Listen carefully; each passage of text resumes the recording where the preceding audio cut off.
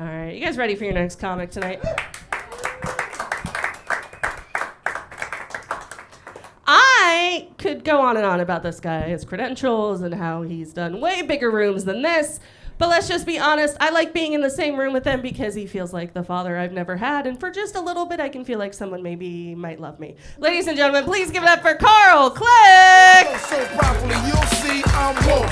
Ain't no stopping me, I'm deep like woke. Guns deep popping, beat, retreat like woke. Hey, boy! All right, let's get something straight first here. I am a very poor guitar player, a below average singer, but I'm a comedian, so if you're laughing with me or at me, I'm cool with it. All right? Mike, how about a hand for the sound guy? There he is.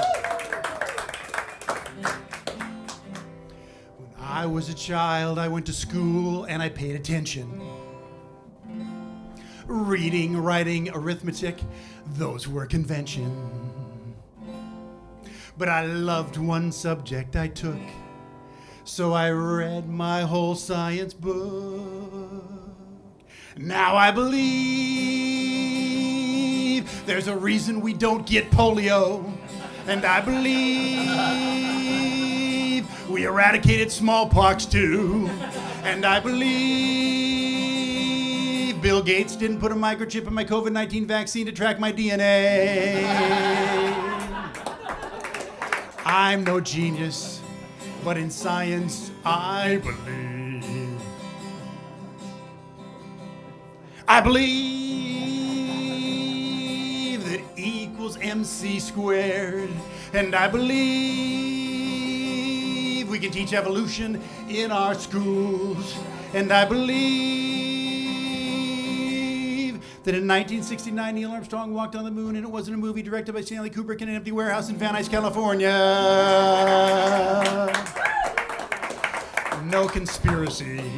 In science, I believe. We need more compliance and less defiance and more reliance on science. And now I believe that climate change is caused by humans. And I believe the polar bears think that too. And I believe if we reduce our carbon footprint just a little bit, we can eliminate some of the fires in California, maybe a hurricane or two in the Gulf of Mexico. I trust facts. So in science, I believe. I believe very little of what I read on the internet. And I believe in the scientific method control groups and peer review. And I believe Fox News was created by Satan so Donald Trump could confuse old people. I'm no genius, but in science, I believe. In science, please God, when we all believe. Woo!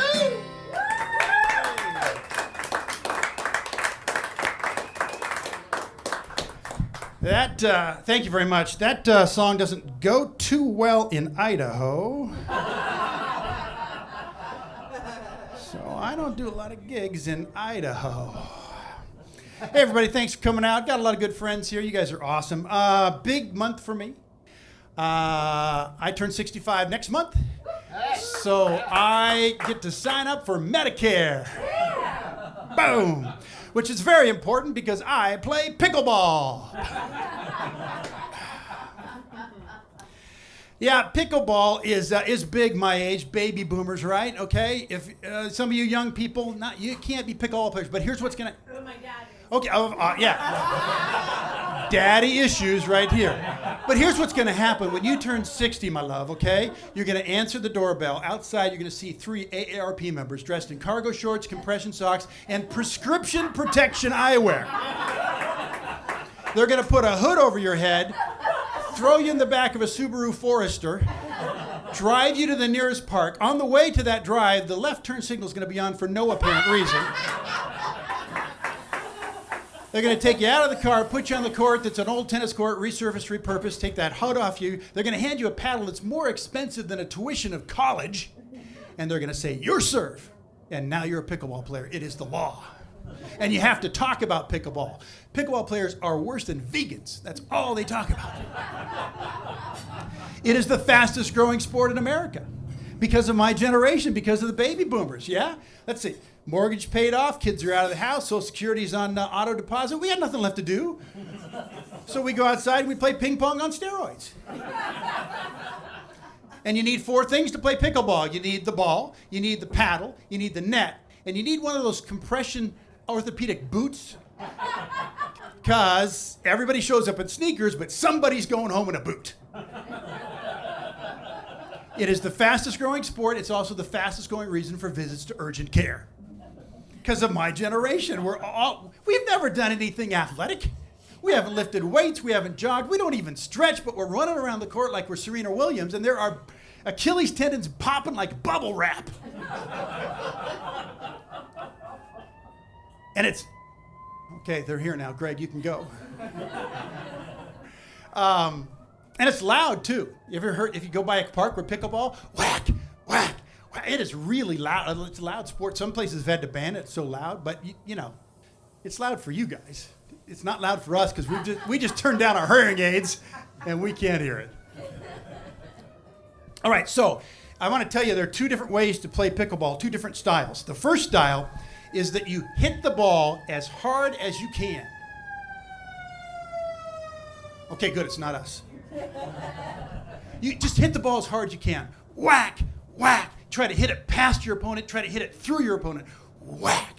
Okay, and there's a name for that. It's called banging. Okay? You bang. Okay? That's how my wife plays. My wife's a banger. My wife loves to bang.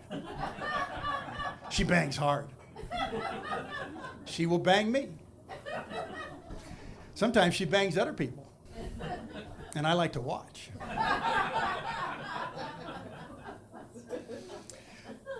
So the other way to play pickleball is a very patient game where you just softly hit the ball over the net. Very short little shot. Very easy, patient little game, okay? That is called dinking.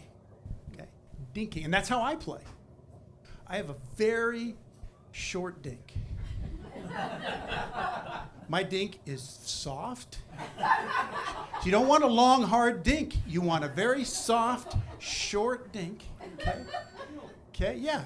You gotta just keep it soft, keep it short as long as you can. Okay? And then when I win the point, people look at me and say, hey, you got a nice dink. If we play pickleball, I'll show you my dink.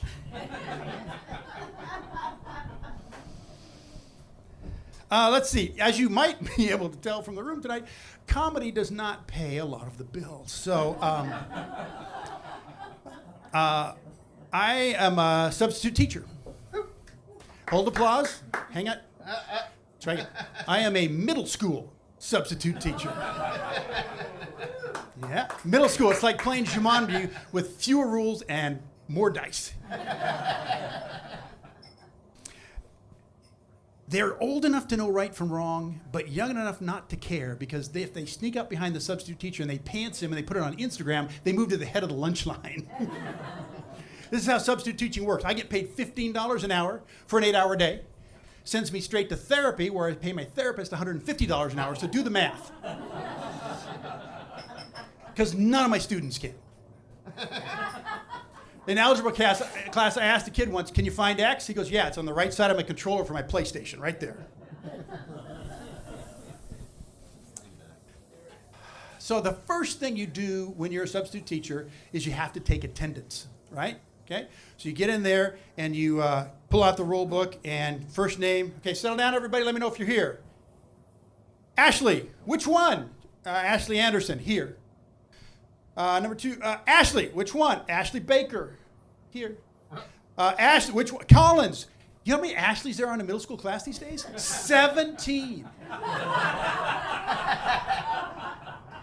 You know how many different ways there are to spell Ashley? 17. A-S-H-L-E-Y, A-S-C-H-I, A-S-H-E-I-G-H. It goes 17. You know how many ways there are to spell Brittany? 17. B-R-I-T-T-A-N-Y, B-R-T-T-N-E-Y, B-R-T-T-N-I-N. I am not making this up. You're not going to believe me. Brittany, B-R-I-T-T-K-N-E-E.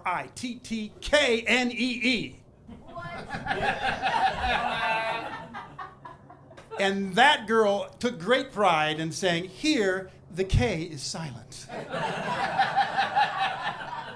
No kidding, Brittany.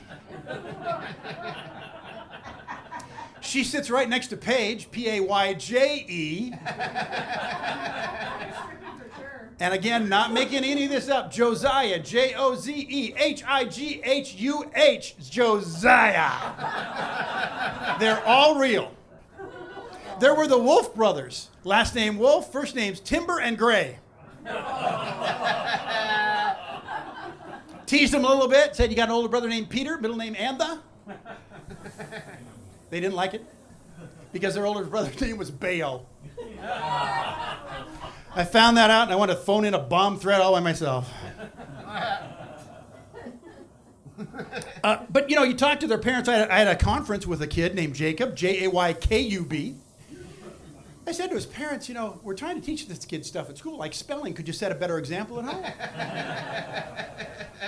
And every one of them, all his parents, they all say, well, we really like the name, but we wanted him to be special. He's special because he has to spell his name to everybody he meets. Like Jacob Smith. How do you spell Jacob? J-A-Y-K-U-B. Smith, common spelling? Oh, you have no idea. What if my parents had done that to me? Is it Carl with a C or a K? Both. C-K-A-R-L. L. V. The V is silent. Because I'm special. So I want to tell you about the first job I had substitute teaching. Not making this up. Get a call. I'm going to cover Mr. Colton's middle school PE class. PE, how hard can that be? Here's a ball, take a lap, piece of cake, right? So I get to school, they say, oh, well, 1 week out of every 6, the 8th graders have health instead of PE. I got to teach 8th graders health. So I go to the health room, I walk in, and there are 28 8th graders sitting there with their hands folded, quiet, waiting. No, they were doing the substitute dance. We got a substitute teacher today. Okay, Mr. Colton's lesson plan says we're going to read chapter 13, and we're going to have a group discussion on the questions at the end of the chapter. I open up chapter 13, human sexuality. That Colton guy wasn't sick, he was scared. So I'm sitting there, 65-year-old man, married for 35 plus years, lost my virginity on my wedding night, staring at a bunch of 14-year-olds with access to Pornhub in their back pocket. There were some questions, and I made them all. I ran out of time. The bell rang. The kids are going out. And I'm yelling, hey, somebody explain the trombone thing to me, would you please?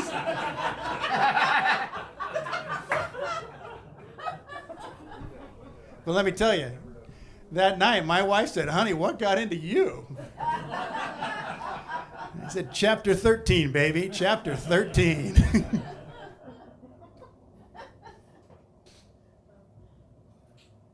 Okay, so at home in my attic, there is a bin labeled Dad's Memories, and inside it, there is a high school football letter. Okay, as varsity football letterman. You can tell by looking at me, I was not a lineman. If you saw me throw a football, you'd know I was not the quarterback. I was the team statistician. I was right down there in the action on the side of the field. I had my clipboard and my pens and my pencil, my calculator, and I had a hat that said Statman. It was my job to keep track of all the important yardage. Total yardage, 300. Interceptions, 2 or 3. How many times I got laid? 0. Because cheerleaders, they couldn't get their hands off the quarterback, but nobody was putting out for Statman. I was such a nerd. If I went to a high school dance, I considered it getting lucky if I got a slow dance, preferably with my date, not my homeroom teacher, Mr. Johnson. Well, I actually played football one year, but it was when I was in 7th grade. Okay, and when I was in 7th grade, I was still the smallest kid in my class, itty bitty, but I still went out for football. So they gave me all the football equipment, and none of it fit. Okay, I had a helmet that would do a complete 360 around my head, and they gave me a jersey that went all the way down to my knees, and it had the number 38 on it. And then I had football pants, and on the inside of the waistband, the football pants, it said 38. And I'm thinking, this 7th grade inventory system's pretty good. Kid with 38 on the jersey gets the pants with 38 on the waistband. That was the waist size. Okay? Let me tell you, I didn't wear a 38, and so I don't even wear a 38 now, okay? I had 37 3/4. But those pants, I looked like the after guy in the weight loss thing with my pants out there. And I spent my whole 7th grade football season like this going, throw me the ball, I'm open, throw me the ball. I'm just holding up my pants the whole season. So here's how 7th grade football works. There's the first string, those are the fast kids, the big kids, the kids that can remember the plays. And then there's the second string, which are all the other kids they put out there for the first string to beat up on. I was on 4th string. That's the tiny little guy, number 38, 4th string. But one day at practice, there were a whole bunch of kids missing because they were sick. There was a band field trip, something going on, and I got promoted all the way up to 2nd string. The coaches put me as far away from the play as possible. They put me at cornerback, not quarterback, cornerback, way at the back, okay? So the first play of practice, they run this power sweep directly at me, okay? And on this play, there was a missed blocking assignment. Nobody blocked me. So I'm just standing there, and running directly at me is the biggest, fastest, meanest kid in 7th grade, Jay Hauser. Jay Hauser was the kid in 7th grade who shaved. He was our hero because he had pubes. Jay Hauser had pubes in 7th grade. He's running directly at me. I do not know what to do. What I should have done was I should have put my head in the ground like an ostrich, but at that point in 7th grade science, we had yet to cover ornithological defense mechanism of the southern hemisphere. I didn't know that was an option. So he's running at me. I'm just in there. I basically close my eyes, and I jump up in the air, and I grab whatever I can get. And I got Jay Hauser's helmet. I'm holding on to Jay Hauser's helmet. And it had no impact. He kept running. He's running, and I'm holding on. And he's running. I'm kind of like floating behind him. He looked like Superman, and I was his cape. And now I want to remind you of the pants situation. They are down at my ankles. It is Jay Hauser and me and my tidy whities matriculating down the field. I'm holding on, and I kind of lean, and nothing happens, and I kind of pull, and nothing happens, and finally I get enough, equilibrium that I can pull, and boom, I tackle Jay Hauser to the ground. Exactly. Yeah. Yes. Yeah. Thank you. That was not the reaction at practice.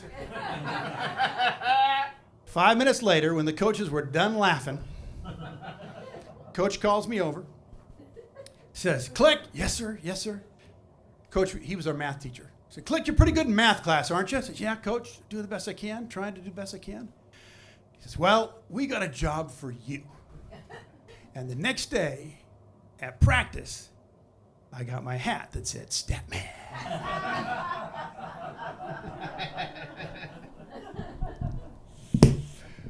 So that's actually not the end of the story. So I actually did stats all the way through high school. And I went to college, and I got a job in the athletic department, keeping stats for all the teams, baseball, basketball, football.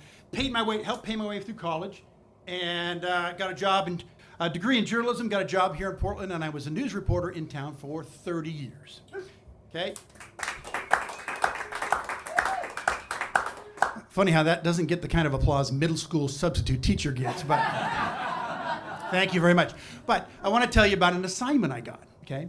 One day, we get word, it's probably Bob Kearns, probably got it in the assignment desk, okay, that there was a rancher who was grazing his cattle on environmentally sensitive land that wasn't his. He was going to get fined by the EPA. He was getting in big trouble. So they click, get out there. So photographer and I drive out to this area, the creek and the place where the cows were grazing. And as we get there, the truck is driving away. The rancher's driven off. He's got all the cows in the truck and he's driving them away.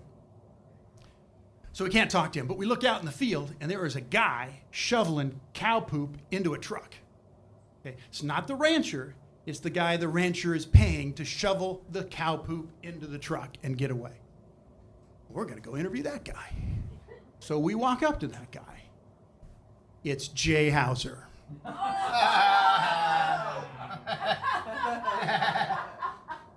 Jay Hauser, we meet again. And this time I'm wearing a belt. All right, I want to do one more song for you here, okay? This is an oldie.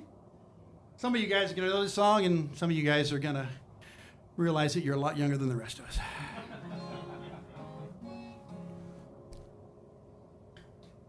The problem is all inside your head, she said to me. The answer is easy if you take it logically. I'd like to help you with your struggle to be free. There must be 50 ways to leave your lover. 50 ways. Here's the deal. Paul Simon wrote that song in 1975. He says there are 50 ways to leave the lover, right? He only gives us 5. Get out the back, Jack. Make a new plan, Stan. Don't let it be coy, Roy. Get off the bus, Gus. Drop off the Keeley, and then he quits.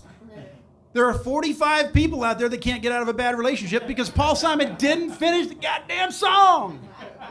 What about the rest of us? Tell her she's too hairy, Larry? Slap him in the face, Grace? It's not that hard, right? Expose yourself in the park, Mark? I got some friends here tonight. Drink the whole keg, Greg. Let her loose, Bruce. Get your own hand job, Bob. I'm so sorry. That's part of the whole thing. I've done it for like 2 years, and I've never had a friend, Bob, sitting in the front that it actually applied to. Let's see. That's if you commit a felony, Melanie, right? If he commits 34 felonies, don't let him get on you, Melania. Must be 50 ways to leave your lover. Everybody, it's been a great time tonight. Thanks for coming out. All right? Have a good time. You're great.